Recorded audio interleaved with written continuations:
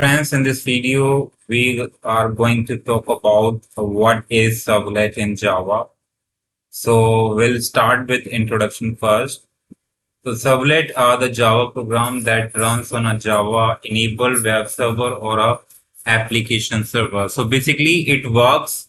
It is basically a Java program that is used to run on web server. So basically it takes a request from the client server and then produce the output and response to the client server or using the web browser. So how it works? First of all, it takes a request and they are used to handle the request obtained from the web server.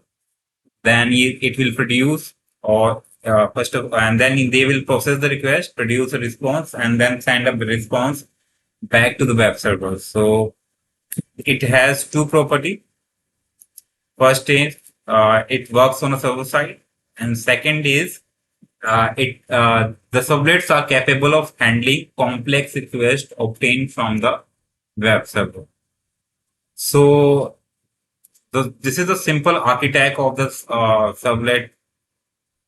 So that first of all, the using a web browser, client will make a request, HTTP request to a web server, and then web server send the request to the servlet program. Then servlet program will process the HTTP request and produce a output using a or produce a response using a database, and then it will send back to it will send the response back to the web server, and then the web server send this response HTTP response to the web browser. So the web browser then will show the HTTP response to the client. So that's how it works.